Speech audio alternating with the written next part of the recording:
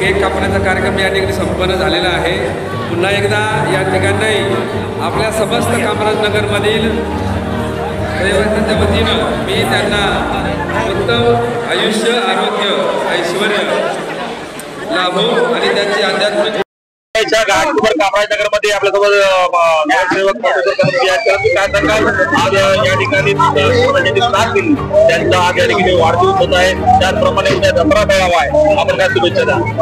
आज आमचे गुरुवर्य शेमटे बुवा, माझ्या मोठ्या भावाप्रमाणे असणारे ज्ञानदेव वाळ साहेब आणि आमचे वरिष्ठ पदाधिकारी कटके साहेब, या तिघांचा आज वाढदिवस होता आणि वाढदिवसानिमित्त आमच्या विभागातील सर्व लोकांनी त्यांचा वाढदिवसाचा हा कार्यक्रम आयोजित केलेला होता।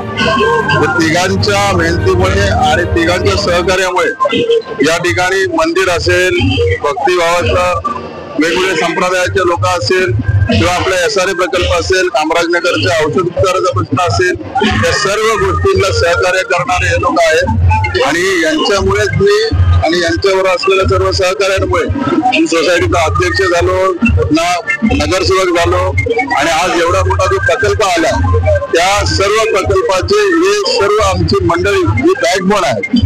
मी एक चेहरा आहे पण माझ्या पाठचा जो कणा आहे ते हे सर्व लोक आहेत। यांच्यामुळे कामराजनगरचा, रंभाई नगरचा विकास होत आहे आणि हे भाग्य या लोकांना लाभलं, याबद्दल मी देवाचे आभार मानतो आणि अशाच चांगल्या विचाराची लोक कामराजनगर आणि रंभाई नगर मध्ये जन्माला यावीत मी देवचरणी प्रार्थना करतो। उद्या सन्माननीय एकनाथ शिंदे साहेबांचा दसरा मेळाव्याचा कार्यक्रम आहे। या मेळाव्यासाठी आपण 40 बस केलेल्या आहेत। या 40 बस भरून कामराजनगरच्या गेट वरून आपल्याला पोलीस चौकीच्या समोरून 40 बस भरून आपल्याला शिंदे साहेबांचं भाषण ऐकायला जायचं। सन्माननीय शिंदे साहेबांनी आपला रंभाई आंबेडकर नगर कामराजनगरचा प्रकल्प मंजूर करून आपल्याला खूप मोठं सहकार्य केलेलं आहे, जे कधीच न पूर्ण होणार। 20-20 वर्ष आपण वाट बघत होतो आणि पुढच्या 20 वर्ष देखील झालं नसतं, मागच्या 20 वर्षात देखील झालं नाही, असं काम सन्माननीय एकनाथ शिंदे साहेबांनी केलं।